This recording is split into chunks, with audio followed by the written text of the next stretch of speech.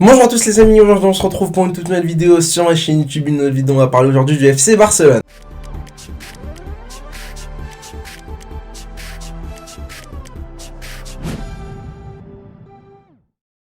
Alors on est parti du coup aujourd'hui pour parler du mercato qui va tout simplement ouvrir officiellement ses portes dans quelques jours, dans quelques heures, au moment où je tourne tout simplement cette vidéo, le mercato hivernal qui va être décisif pour le FC Barcelone, le Barça qui est à 15-18 longueurs du Real de Madrid en championnat, le FC Barcelone qui est 7ème en Liga, très très loin pour l'instant de la Ligue des Champions, même si c'est vrai qu'en termes de points, c'est pas non plus catastrophique, hein. Je crois que t'es à 3-4 points de la 4ème place qualificative pour la Ligue des Champions. On a vu lors de cette première partie de saison que le FC Barcelone est en énorme difficulté collectivement, mais surtout individuellement, avec évidemment énormément de blessures, énormément de joueurs qui ont eu... alors il n'y a pas eu de cas Covid, mais voilà, beaucoup de blessures qui ont forcément encore plus affaibli l'effectif déjà pas extraordinaire du FC Barcelone. Le départ de Léo Messi n'a pas été comblé, hein. Enfin, tu viens de perdre quand même le meilleur joueur de l'histoire du FC Barcelone, le meilleur joueur de l'histoire du football, et t'as pas été capable de le remplacer. Il y a eu aussi le départ de Griezmann qui n'a pas été comblé. Voilà, c'est vrai que le Barça récupère Luc de Jong en prêt,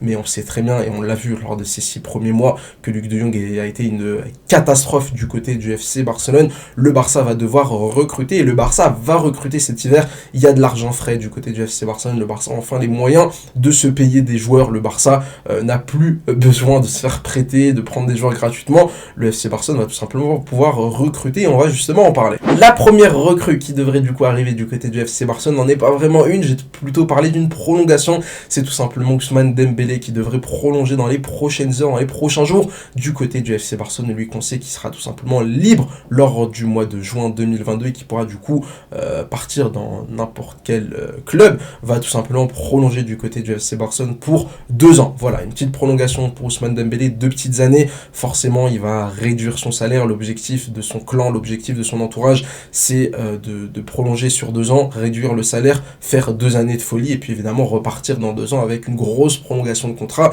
avec un contrat beaucoup plus juteux de son côté. Le choix, il est quand même plutôt intéressant, et puis évidemment du côté du FC Barcelone, fallait le conserver. Évidemment que Dembélé, je l'ai beaucoup critiqué, évidemment qu'on l'a tous critiqué. Les 5 ans d'Ousmane Dembélé du côté du FC Barcelone sont très décevants.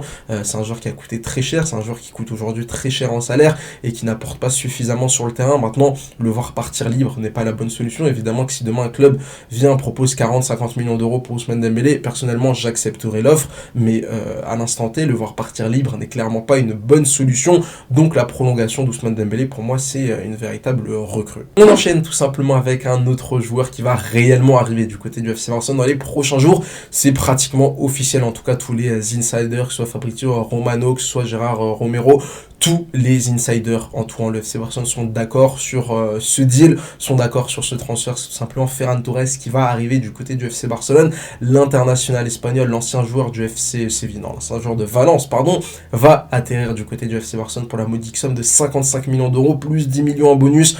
Alors oui, c'est cher, oui, c'est peut-être même trop cher, mais c'est un joueur qui est sous contrat jusqu'en 2026, je crois, avec Manchester City. C'est un international espagnol, c'est un joueur qui a une grosse marge de manœuvre, et surtout, c'est un joueur qui, clairement, pourrait venir combler énormément de lacunes du côté du FC Barcelone. C'est un ailier, c'est un joueur qui va venir dribbler, c'est un joueur aussi qui est quand même capable de marquer, qui n'aura, je pense, aucun mal à s'adapter au FC Barcelone, étant donné qu'il connaît la Liga, étant donné que c'est un Espagnol et qui va rejoindre beaucoup de joueurs qu'il connaît déjà en sélection, que ce soit Gavi, que ce soit Ansu Fati, que ce soit Pedri, que ce soit Eric Garcia, etc.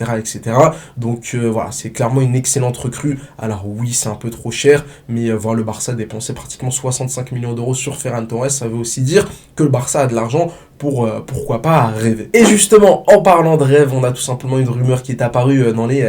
ça fait quelques heures. On parle tout simplement de Matthijs de Ligt du côté du FC Barcelone. Ce serait quand même assez fantastique de voir le Barça recruter de Ligt.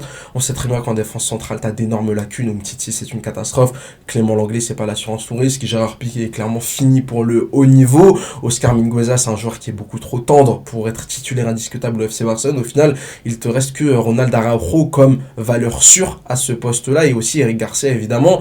Donc il te faut clairement un 3e défenseur central pour compléter les 2 précédents. Et on parle tout simplement de Matthijs de Ligt dès cet hiver du côté du FC Barcelone. C'est une réelle possibilité. Alors évidemment pour ça le Barça sera obligé de vendre. On parle évidemment d'un départ obligatoire de Philippe Coutinho et de Samuel Umtiti pour libérer de la masse salariale, mais aussi pour essayer d'apporter quelques millions supplémentaires pour recruter du coup Mathys de Ligt.